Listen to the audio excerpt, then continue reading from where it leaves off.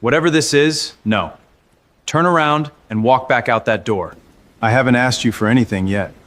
You don't have to. We're full. There's nothing here for you. There's a shelter over on 3rd. I'll write the number down for you. That's the best I can do. I don't want a shelter. I want a room. Your sign out front says vacancy. That sign is wrong. You checked in the couple behind me 30 seconds ago. I watched you hand them a key card. They had a reservation. We are full. You leave on your own, or I call somebody to walk you out. Then call them, because I am a paying man standing under a lit vacancy sign, and I would like to see who you send. I would like my daughter to see it too. I can print you a list of other properties in the area. That's all I can do for you. I'm sure it is. Cyrus did not raise his voice, and he did not reach across the counter, and he did not give the man the show he was braced for. He had decided a long time ago that he never would again. The man being turned back out into the rain had his own name on the building. 4 stories up, on the roof, 6 red letters burned through the storm, and they spelled Bellamy. And he had put every one of them there. Nobody at that desk knew it. That had always been the point of arriving the way he arrived, in an 11-year-old car, in a windbreaker, with no entourage and no announcement. Cyrus Bellamy owned 200 hotels, and he had learned the most in the ones where no one knew his face. So why did he not say it? Why did a man who owned the whole chain stand there and take it, and then reach into his pocket for his car keys and turn to go? Because 17 years ago he had begged, once, at a counter like this one, in a storm like this one, and it had not mattered, and he had promised himself he would never beg for a door again. You do not send a person back out into the dark. Not ever. Not for any reason. That was the rule his whole life was built on. And tonight the building with his name on it was about to break it, and then, 20 minutes later, it was going to catch fire. Imani did not move toward the door. "Dad, we're going, baby. There's a place off the exit. I saw the sign." He looked right at you. She was 16, and she was not a child, and she did not look away from Brandon Keel while she said it. He looked at your face, and he looked at his screen, and he decided. "Imani, you told me you fight for the thing, or you admit you were never going to. You told me that about the girls at my school." Her voice did not rise because she was her father's daughter, and she had learned his registers. "You're not even a little bit mad." "I'm a lot mad." Cyrus put the car keys in her hand and closed her fingers around them gently. "I'm just old enough to be mad without giving anybody the show they're waiting for. Go start the car. Turn the heat on. I'll be right behind you." She went because she was tired and it was late, and she had watched this exact thing happen to him in smaller ways all her life. At gas pumps and in elevators, and once at a bank that would not cash his own check. She pushed out through the glass doors into the rain, and Cyrus stood a moment longer at the counter, and he did the thing he did when a room decided he did not count. He reached into his right pocket and put his thumb on a small brass key, worn smooth, that he had carried for 17 years. He did not know why he still carried it. That was a lie. He knew exactly why. "Have a good night," Brandon said, already looking past him to the next guest. Cyrus turned to go. He got as far as the door. Then, somewhere below his feet, in the part of the building the guests never see, the fire alarm began to scream. It screamed for 4 seconds. Then it stopped. Not faded. Stopped, the way a voice stops when a hand goes over a mouth. And that, more than anything he had heard at the counter, was the sound that turned Cyrus Bellamy around, because he had built 200 of these buildings, and he knew that a fire alarm does not decide on its own to be quiet. He knew something else too, standing there with his hand on the cold push bar of the door. He could smell it. Under the rain and the lobby air freshener, there was a thread of something wrong, hot plastic and hot lint, the specific smell of a commercial dryer that has stopped being a dryer and started being a fire. It was coming up from under the floor. "Everybody stay where you are." Brandon had come out from behind the desk, and his voice was too loud and too high. "There's no emergency. That was a false alarm. The panel does that. Please remain in the lobby while we sort it out." It was hurting them. 3 guests who had risen from the lobby chairs, the couple who had just checked in, a man in a robe who had come down for ice.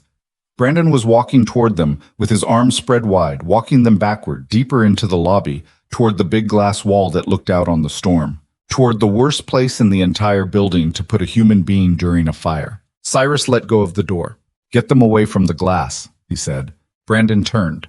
For 1 second, he did not recognize the voice, because he had already filed the man under leaving. "Sir, I need you to exit the building and let staff handle. You have a fire in the laundry, basement level. the dryers, the lint stacked behind them. That smell is a belt fire that got into the ductwork. Cyrus was already moving, not toward the door now, but toward the desk, toward the alarm panel he knew was in the back office because he had specified where it went.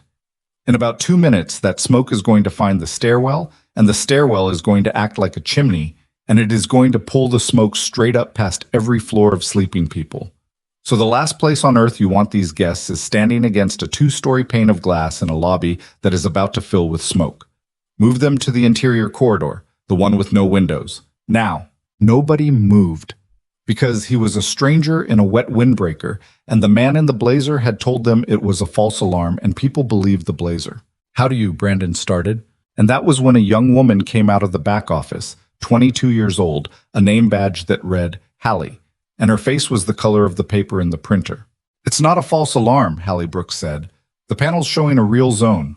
Laundry. I tried to call it up to the fire department and the line—" She stopped. "The alarm's set to silent. It went into some maintenance mode. I don't know how to get it out." Cyrus looked at her, and something in him that had been folded up small for 17 years began, very slowly, to stand. "You called the fire department," he said. "Good. That was the first right thing anybody's done tonight. Keep trying, and when you get them, tell them laundry fire, basement, occupied high-rise, and give them the address twice, because dispatchers write it down wrong when they're scared, and you sound scared, which is fine. Being scared is fine." He came around the end of the desk like he had done it 10,000 times, because he had. "What's your name?" "Hallie. Hallie. I'm going to ask you to trust me faster than is reasonable, and I'm sorry about that, and I'll explain later if there is a later. That panel is in the back office on the left wall, chest high, gray box. There's a key slot on the bottom right of it. Is there a key in it?" She ran back. He heard her open the box. "There's a key.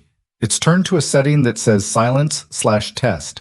Turn it to normal and hold it 3 seconds." The alarm came back on, full and howling, and it was the most beautiful sound Cyrus had heard all night, because an alarm that howls is an alarm doing its job. Brandon Keel stared at the man behind his own desk. "You cannot be back here. Who are you?" Cyrus did not answer him. Not yet. Answering him was going to cost something, and Cyrus had spent 17 years not paying it, and even now, even with the smell getting worse, some old animal part of him wanted to point Hallie at the right buttons and then slip out the door and be nobody again. He would think about that later, that pull. It nearly killed 6 people. "Everybody look at me." He said it to the lobby, and the howl of the alarm made them look, and he used the 3 seconds he had. "My name does not matter yet. What matters is that I have done this before, and this building is not going to hurt you if you do exactly what I say. We are not going out the front. The fire is between us and the cars in the basement, and it is feeding the lobby air right now, even though you cannot see it. We are going to walk, not run, to the interior hallway behind the elevators. It has no windows and its own air. We are going to sit on the floor there while I go get the people upstairs. Can everyone walk?" "My wife's on 4, the man in the robe said. "She took a pill. She sleeps hard." "I'm going to 4. What room?" 411. 411, I've got it. Go with Hallie. Hallie, take them to the interior corridor and keep them low, and keep them together, and do not let anyone go up those stairs until I say. You are in charge of these people now. You did not ask for that, and you are 22, and you are going to be very good at it." And Hallie Brooks, who had watched this man get turned away from a room 40 minutes ago, and had said nothing, and had hated herself for saying nothing in the small, quiet way you hate yourself for a thing you will remember at 3 in the morning for years, took the guests by the arm and moved them, and did not once look back to check if she was allowed. Brandon grabbed Cyrus's sleeve. "You are not going up there. Corporate procedure is shelter in place. We tell guests to stay in their rooms and wait for the fire department. That is the protocol. That is what I was trained. Shelter in place works when the building's fire systems work." Cyrus took his arm back, not roughly. "Yours don't. Your alarm was gagged. Let go of me, son, and then make yourself useful, because I'm going to need you before this is over, and I would rather need the version of you that helped." The stairwell door would not open. Cyrus hit the push bar, and it clacked against a lock that did not give, and he stood there in the howling dark for 1 full second while the smell got thicker, and he understood, and the understanding was worse than the fire. The stairwell doors were locked, electronically, from a central controller, the way you lock a thing you are more afraid of than you are of what the lock traps inside. Somebody had decided that the risk of a person getting into the stairwell at night was greater than the risk of a person needing to get out of it. He knew, before he had proof, whose decision it was. Because it was his company's lock, on his company's door, and he had not put it there. Hallie. He was already moving back toward the desk. Every one of my hotels keeps a mechanical master. A brass key, old style, it overrides the stairwell locks when the electronics fail. Because the electronics always fail on the worst night. It hangs in a lockbox in the manager's office, and the manager is supposed to carry it, and the code for the lockbox is the year the property opened. Brandon had gone very white. We don't have that. There's no brass key. District pulled the mechanical overrides last year. They said they were a liability, that a master key that opens every stairwell is a security risk. They had us mail them back to... They pulled the overrides. Cyrus stopped. He put his hand in his right pocket and closed it around the small worn brass key he had carried for 17 years, and for one strange suspended moment, the storm and the alarm and the smell all went quiet in his head. And he was standing at a different counter, in a different rain, a long time ago, watching a hand close a door. Not all of them, Cyrus said. The key in his pocket was not this hotel's key. It could not open this hotel's stairs. He knew that even as his fingers found it, it was older than this building, older than the company, and it opened exactly one lock in the world, and that lock was 17 years in the ground. But holding it did the thing it always did. It reminded him what a locked door costs, and it made him stop being careful. "Get me the manager's terminal," he said, "the real one. And get me maintenance's key ring, the physical one, the janitor's ring. It'll be on a hook in the back because a building this size cannot run on key cards alone, no matter what a spreadsheet says. There's a mechanical core on the stairwell door for exactly this. It just needs the right key and somebody who knows which one." Hallie came back with a ring of 30 keys. Brandon came back with nothing, because Brandon had stopped being able to move, and Cyrus saw it. The freeze, the specific paralysis of a person whose whole training had just been proven to be a lie. And Cyrus had seen that freeze before, in mirrors. "Brandon," he said the name softly, on purpose. "You did not build this. You inherited a set of rules and you followed them, and tonight the rules are wrong, and that is not the same thing as you being wrong. But right now, in the next 10 minutes, you get to find out which kind of man you are, and I have found that most men are a better kind than they were told. Hold the light for me." Brandon held the light. The 7th key on the ring turned the mechanical core, and the stairwell door swung open, and the stairwell was already gray with smoke at the bottom and clear at the top, which meant they had minutes, not seconds, and minutes were something a man could work with. Cyrus took the stairs 2 at a time to 4, room 411. He hammered the door, and a woman opened it in a bathrobe with her hair flat on one side, groggy and blinking, and behind her the smoke had not reached yet, but the alarm was screaming down the hall. "Ma'am, your husband sent me. We're leaving right now this way. Stay low, hand on the wall." He went down the hall, banging doors. Most were empty, a midweek storm night in a highway hotel. But not all. At the end of the hall, in the corner room with the best view of a parking lot nobody wanted to look at, an old woman opened her door 6 inches on the chain and looked out at him with clear, unhurried eyes.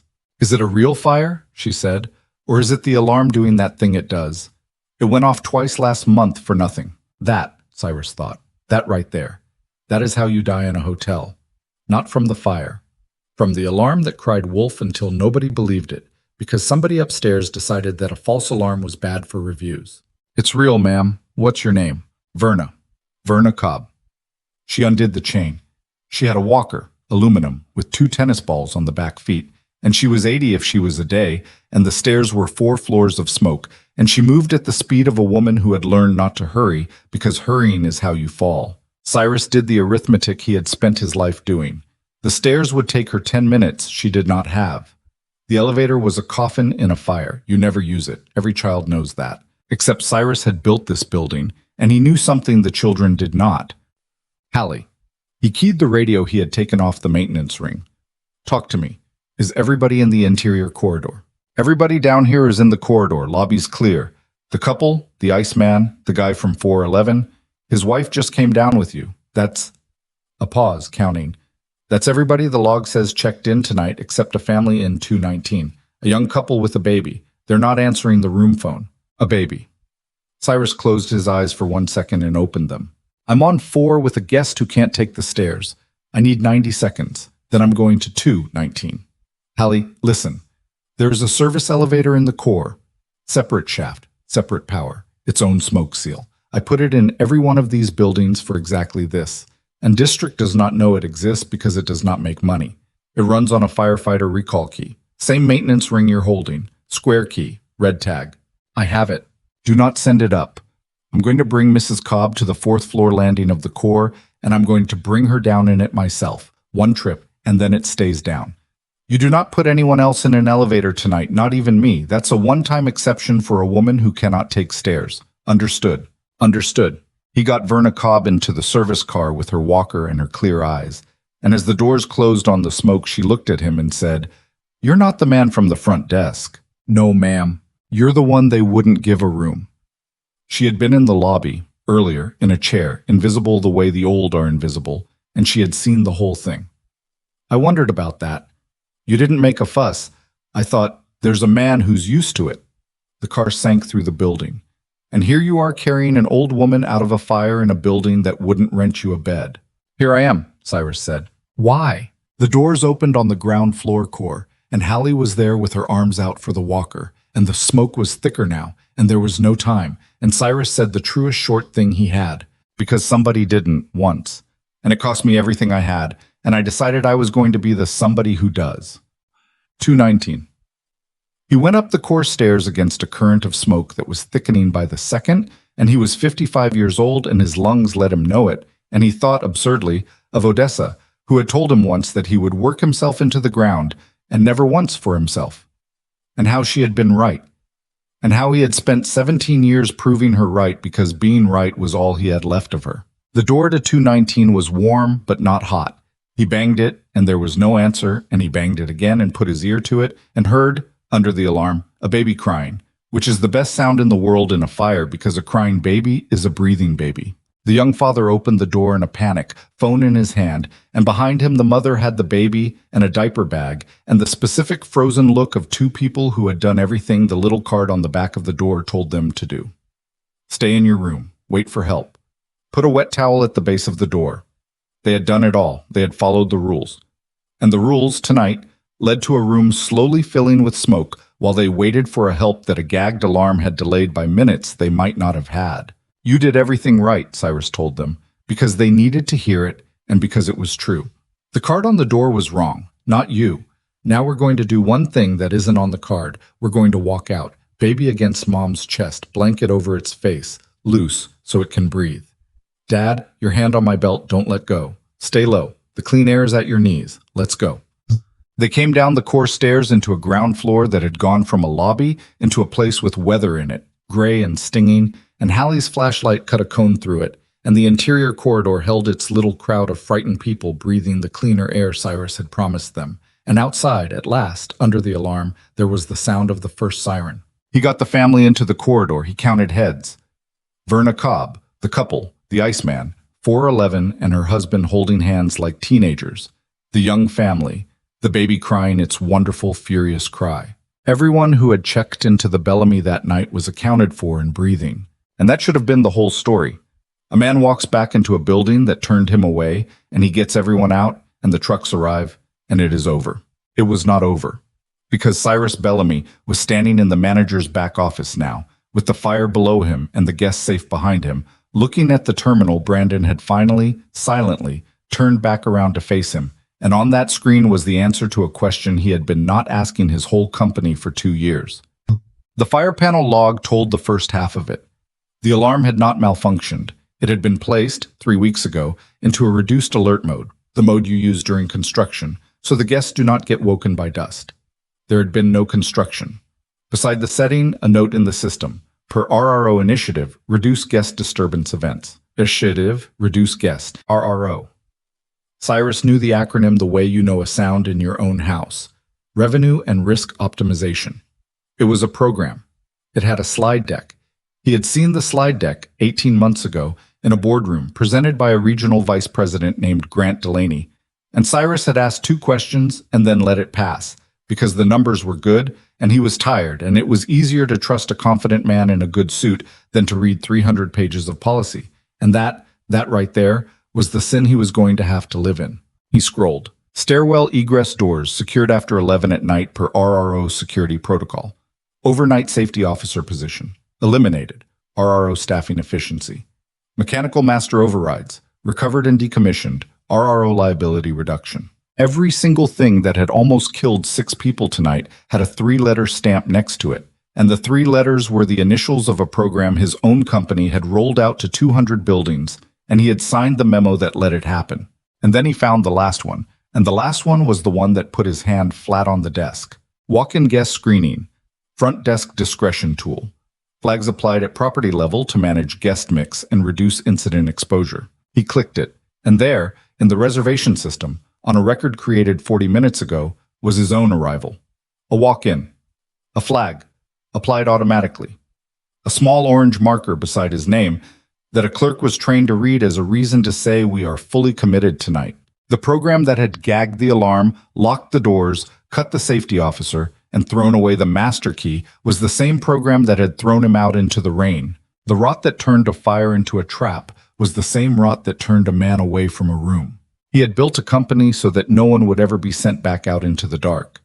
And it had learned, quietly, in rooms he was too tired to sit in, to send people back out into the dark, and to call it optimization, and nobody had heard the promise break. That's a company program. Brandon's voice was small.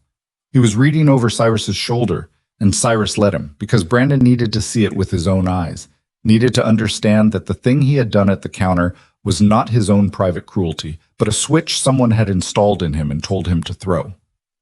I didn't. That flag came up on its own. He stopped. I saw the flag and I saw you, and I did what the flag told me. I told myself it was the flag. It was the flag, Cyrus said, and it was you. Both of those are true, and you're going to have to hold both of them, and that is the worst homework a person ever gets. He straightened up. But not tonight. Tonight you held a light, and you carried a walker, and you're going to help me one more time. How are you? Brandon said and could not finish it. How do I know all this? Cyrus almost smiled, and it did not reach anywhere near his eyes. Get everyone out the loading dock at the back, ground level, away from the front where the trucks are working. Count them twice. And when the fire captain comes in, you tell him the alarm was in reduced mode and the egress doors were locked. And you tell him it's an RRO configuration, those exact letters. Because he is going to want to know why a modern hotel tried to become a death trap, and the answer deserves to be on the record in your voice. Then Amani was in the office doorway, wet and furious and 16, because she had not stayed in the car. Of course she had not stayed in the car. And she had come back through the rain to a burning building to find her father, and she looked at him and she said the thing that broke the last of it open. Dad, they're all asking who you are. She was crying, and she was not going to admit it. The guests, the girl at the desk. There's a fireman out there writing down a stranger did it, and you're back here reading a computer. Her voice cracked. Not tonight. You don't get to be nobody tonight. Say who you are. Here is the thing Cyrus Bellamy had never told his daughter, and was about to. 17 years ago, before the company, before the 200 buildings, before the red letters on the roof, he had been a night audit clerk at a motel that no longer existed, making almost nothing, and his wife Odessa had been 8 months pregnant, and a storm had come up the interstate the way storms do, fast and mean, and the power had gone, and the roads had flooded, and Odessa had started having pains that were too early and too strong. And he had put her in the car, and he had driven to every lit sign on that highway, and one after another, men behind counters had looked at the two of them, soaked and frightened and the wrong kind of guest, and had said, "We're full, we're full, we're full," into a night where the parking lots were half empty. He had begged. He had put his hands flat on a counter exactly like this one, and he had begged a man for a room, any room, a chair, a floor, a place out of the storm for a woman in labor. And the man had looked at the flag he could not see, the flag that lived behind the man's own eyes, and had said, "We're full," and had turned the monitor away. Odessa had their daughter in the back of that car, in the flooded lot of a motel that would not open its door. And there had been a complication, the kind a hospital handles in 10 minutes, and a back seat does not handle at all, and by the time the ambulance found them through the flood, there was a baby who lived and a woman who did not. He had kept the key. Not from the motel that turned them away. From the one, hours later, at dawn, that finally, too late, gave them a room, so he would have somewhere to sit with his newborn and his grief. Room key, brass, worn now to a shine. He had carried it for 17 years to remember what a locked door costs. And he had built a company on one rule, the rule he had said to himself in a flooded parking lot with his dead wife and his living daughter, the rule he had put in every training manual and every lobby. You do not send a person back out into the dark. Not ever. Not for any reason. I know who I am, Cyrus said to his daughter, in the smoke. And this time he said it out loud, to the room, to the building, to the last 17 years. I've always known. I just decided a long time ago that if I said it, if I made myself big, I'd have to feel how much it cost to get here, and I did not want to feel it. So I got very good at being nobody. And being nobody is a fine way to move through the world right up until the night people need you to be somebody, and then it is the most selfish thing there is. He walked out of the office, into the corridor, into the frightened crowd, and the alarm was still going and the first firefighters were coming through the smoke with lights on their helmets, and Cyrus Bellamy raised his voice for the first time in 17 years, and it filled the space the way a founder's voice is supposed to. My name is Cyrus Bellamy. I own this hotel, and the 200 like it, and my name is on the roof. I am the reason there is a service elevator that got Mrs. Cobb out, and a stairwell core that got the rest of you out, and I am also the reason nobody stopped the program that locked those stairs, because I signed the memo and I did not read it. Both of those are me. The captain is going to want a name to hold responsible for this building tonight, and the name is mine, and I want it written down that way, first, before anyone else's. The corridor was silent under the alarm. Then Verna Cobb, from her walker, said, "Well, I feel a good deal better about the elevator now."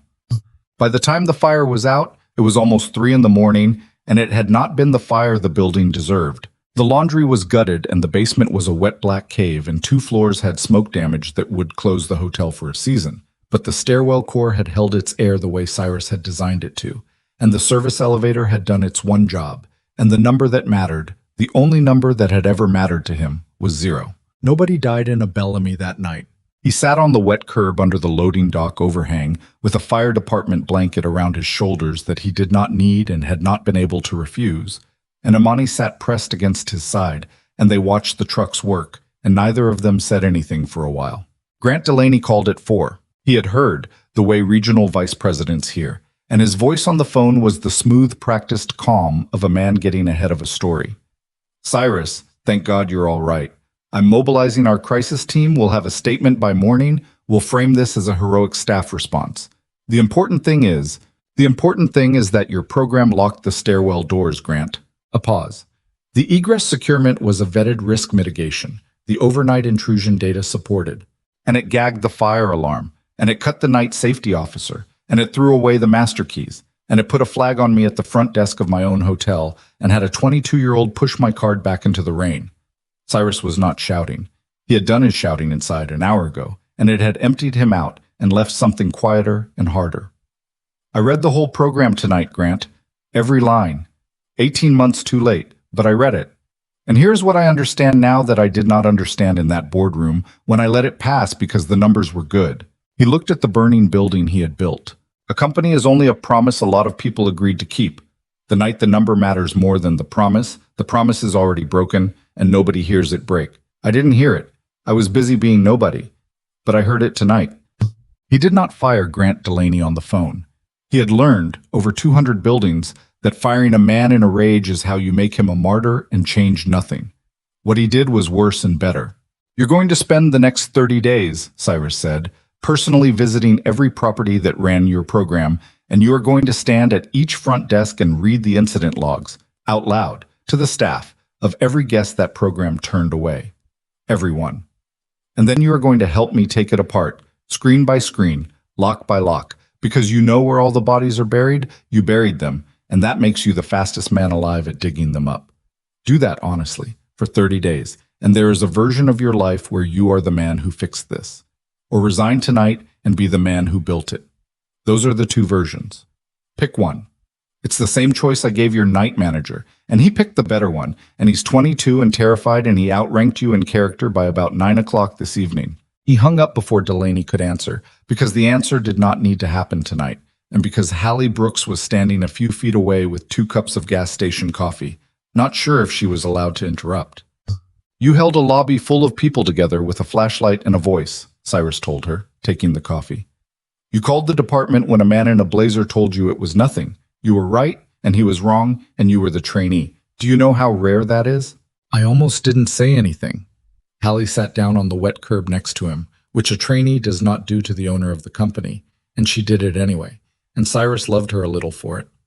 When he turned you away, earlier, I saw the flag come up on my screen too. I saw it and I saw you and I knew it was wrong and I didn't say anything because I'm new and I need this job and I told myself it wasn't my call. She looked at her coffee. I've been thinking about that for the last 4 hours while I carried people out of a fire. That I almost let the building turn you away and never said a word. But then the fire came and you said a word. That's different. That was easy. Anybody yells when it's on fire. No. Cyrus turned to look at her. They don't. I have been in a lot of burning rooms, metaphorical and otherwise, and I promise you, most people go quiet and wait for the blazer to tell them it's fine. You went and turned the alarm back on. That's the whole job, Hallie. That is the entire job of being a person. Somebody tells you the alarm is nothing, and you go turn it back on anyway. He drank the terrible coffee.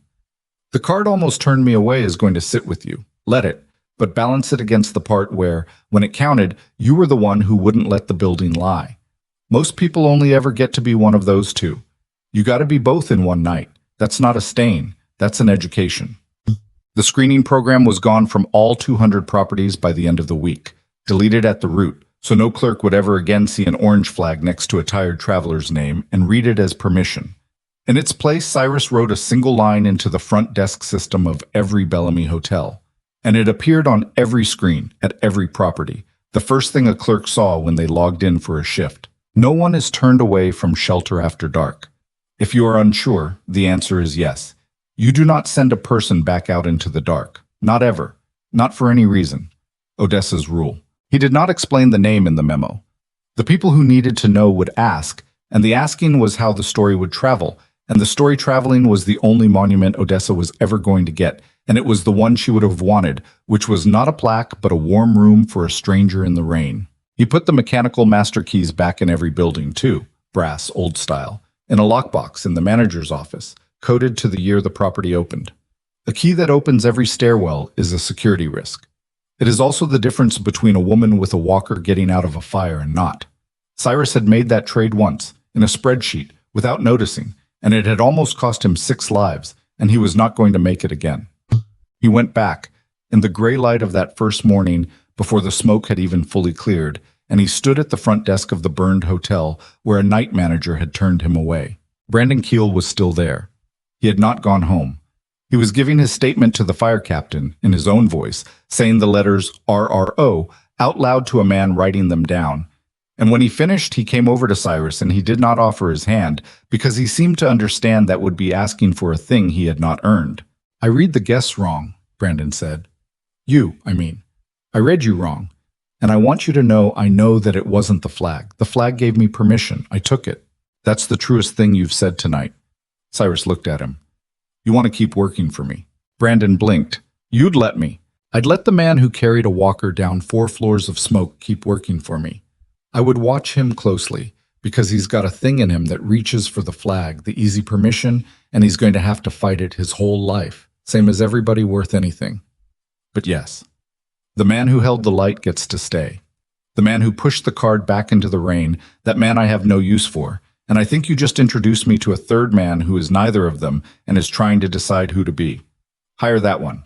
I'll keep the light on for him. He put his brass key back in his pocket, the old one, the one that opened a lock 17 years gone, and he left it there because it had done its work tonight without ever turning in a single door.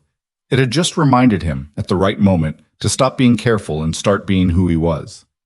Imani was asleep in the passenger seat of the 11-year-old car when he finally got in, at dawn, smelling of smoke, older than he had been the night before, and also, strangely, younger.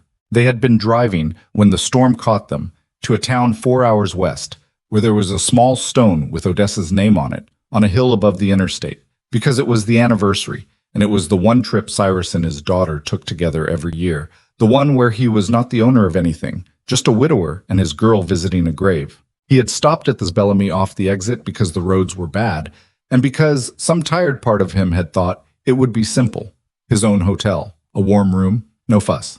He looked at his sleeping daughter, and he looked at the smoke still rising off the roof under the 6 red letters, and he thought about the strangeness of a life that would build 200 warm rooms out of one cold night, and then, on the anniversary of the cold night, get turned away from one of its own. Imani stirred. "Are we going?" she said, not opening her eyes. "We're going." "Did you fix it? The hotel thing?" "A lot of people fixed it," Cyrus said. "Hallie fixed it. Brandon fixed it at the end. Mrs. Cobb fixed it a little just by being brave in an elevator." He started the car. "I just finally said my name." Imani opened her eyes. She looked at her father, and whatever she saw, it was not the folded-up, careful, invisible man who had picked her up from school all these years and swallowed every small insult on the way.